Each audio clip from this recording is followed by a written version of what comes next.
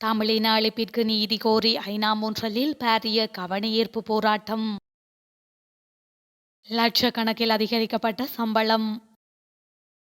ஊழலில் ஈடுபடுவதற்கு அமைச்சர்களுக்கு அனுமதி.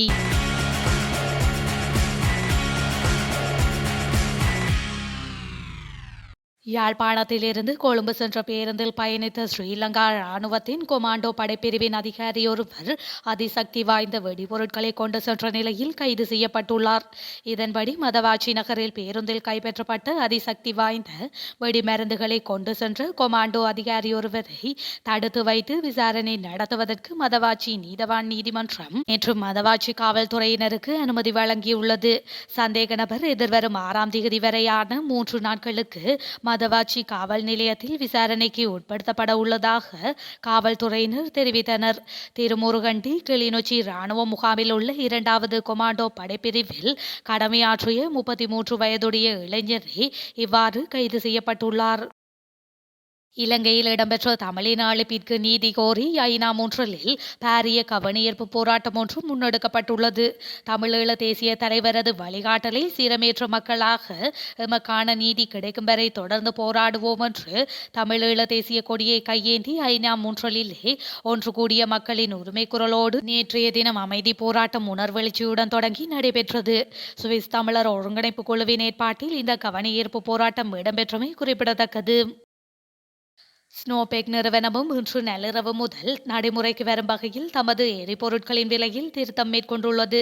இதன்படி ஒக்டேன் 95 பெட்ரோல் லீட்டர் ஒன்றின் விலையை 9 ரூபாவினால் குறைந்துள்ளதுடன் அதன் புதிய விலை 447 ரூபாவாகும்.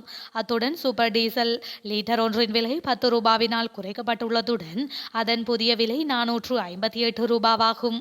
இதேவேளை ஒக்டேன் 92 பெட்ரோல் மற்றும் ஓட்டோ டீசலின் விலையில் ஸ்னோபெக் நிறுவனம் எவ்வித மாற்றங்களையும் மேற்கொள்ளவில்லை. தேசியத்துக்கும் பௌத்த மதத்துக்கும் அதேபோல் ஏனைய மதங்களுக்கும் முன்னுரிமை வழங்கும் நபர்தான் எங்களுடைய ஜனாதிபதி வேட்பாளர் என்று பொதுஜன பெரமுன கட்சியின் பொதுச் செயலாளர் சாகர காரியவசம் தெரிவித்துள்ளார். குருநாகல் பகுதியில் நேற்றைய தினம் இடம்பெற்ற கூட்டம் ஒன்றில் கலந்து கொண்டு கருத்து வெளியிடும் போதே அவர் மேற்கண்டவாறு குறிப்பிட்டுள்ளார். மத்திய வங்கி ஊழியர்களின் சம்பள அதிகரிப்பு விவகாரம் தொடர்பில் நாடாளுமன்றத்தில் உண்மைகளை முன்வைக்குமாறு மத்திய வங்கியின் தலைவர்களுக்கு அமைச்சரவை அறிவித்துள்ளது.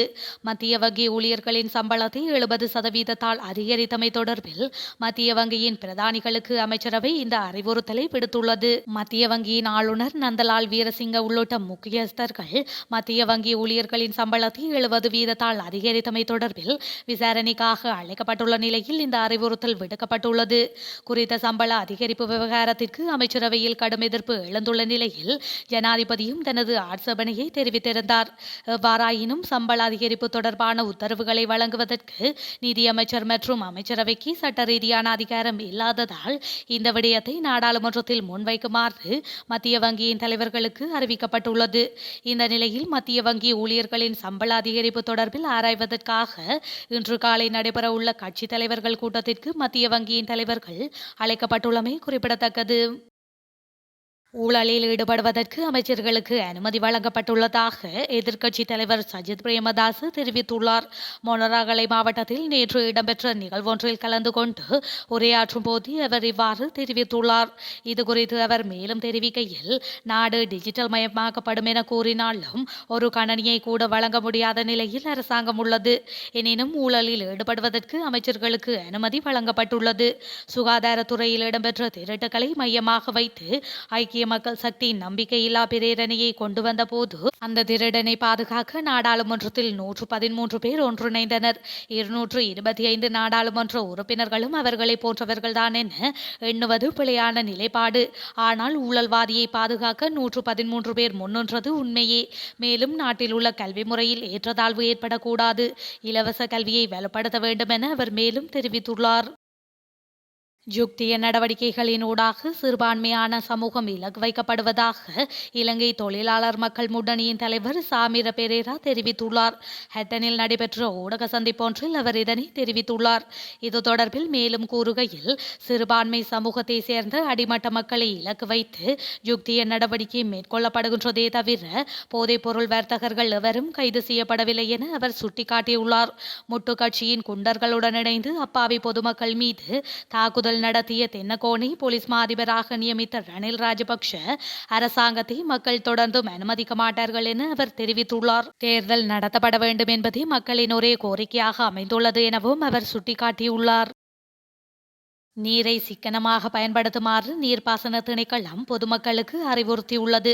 நிலவும் வறட்சி காரணமாக தற்போது ஏற்பட்டுள்ள நீர் தட்டுப்பாடு காரணமாக இந்த அறிவுறுத்தல் வழங்கப்பட்டுள்ளது. தற்போது நிலவும் அதிக வெப்பம் மற்றும் வறட்சியான காலநிலை காரணமாக நீர் நுகர்வு பெருமளவு அதிகரித்துள்ளதாக தெரிவிக்கப்பட்டுள்ளது. மேலும் குடியிருப்புகள் மற்றும் அலுவலகங்களில் உள்ள குடிநீரை செடிகள் மற்றும் தோட்டங்களுக்கு நீர் பாய்ச்சுவதற்கு வீணாக்காமல் சிக்கனமாக பயன்படுத்தப்பட வேண்டும் என தெரிவிக்கப்பட்டுள்ளது. பாடசாலைகளில் தரம் 8 மற்றும் அதற்கு மேற்பட்ட தரங்களுக்கு தகவல் தொழில்நுட்ப பாடத்துடன் செயற்கை நுண்ணறிவு அறிமுகம் செய்யப்பட உள்ளது. குறித்த தகவலை கல்வி அமைச்சர் சுசில் பிரேமஜயந்த தெரிவித்துள்ளார். இதற்கான முன்னோடி திட்டம் மார்ச் 19 முதல் 20 பாடசாலைகளில் ஆரம்பிக்கப்படும் என்றும் கல்வி அமைச்சர் குறிப்பிட்டுள்ளார். அவர் மேலும் கருத்து தெரிவிக்கையில், இந்த பணிக்காக ஆசிரியர்களுக்கு பயிற்சி அளிக்கப்பட்டு வருவதாகவும் அடுத்த ஆண்டில் இது நாடு முழுவதும் நடைமுறைப்படுத்தப்படும் என்றும் அவர் சுட்டிக்காட்டியுள்ளார்.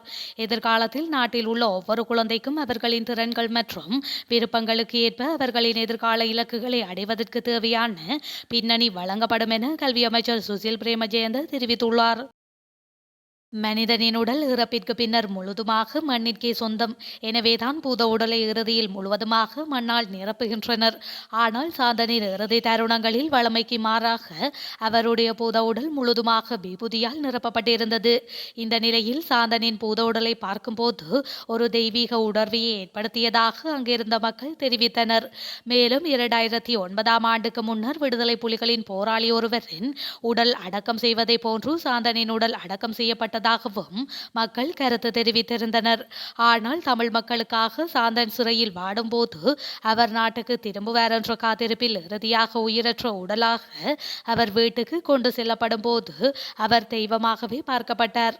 தெய்வம் வீட்டிற்கு வருகின்றது, வழிவிடுங்கள் என்று அவரது பூத உடல் வீட்டிற்குள் கொண்டு செல்லப்பட்டது. இதேபோன்று இறுதி தருணத்திலும் வளமைக்கு மாறாக விபூதியால் முழுவதும் நிரப்பப்பட்டு ஒரு தெய்வீக உணர்வோடு சாந்தன் மண்ணுக்குள் சென்று விட்டார். சாந்தனின் உடல் வடமராட்சி எள்ளங்குளம் மாவீரர் துயிலும் இல்லத்தில் பெருமளவிலான மக்களின் கண்ணீர் கதறலுடன் நல்லடக்கம் செய்யப்பட்டது. இஸ்ரேல் ஹமாஸ் மோதல்கள் சர்வதேச மற்றும் பிராந்திய பொருளாதாரத்தில் தாக்கத்தை ஏற்படுத்தியுள்ள நிலையில் உடனடி யுத்த நிறுத்தத்திற்கு ஆஸ்திரேலியா மற்றும் மலேசியா அழைப்பு விடுத்துள்ளது. பிராந்திய பதற்றங்களை தணிப்பதற்கான முயற்சிகளை மேற்கொண்டுள்ள நிலையில் இரு நாடுகளிடமிருந்தும் குறித்த அழைப்பு விடுக்கப்பட்டுள்ளது. மெல்பேர்னில் இடம்பெறும் விசேட ஏசியன் மாநாட்டில் கலந்து கொண்ட ஆஸ்திரேலிய பிரதமர் ஆண்டனி அல்பனிஸ் மற்றும் மலேசிய பிரதமர் அன்வர் இப்ராஹிம் ஆகியோருக்கிடையில் இடம்பெற்ற சந்திப்பின் பின்னர் இந்த அழைப்பு விடுக்கப்பட்டுள்ளது.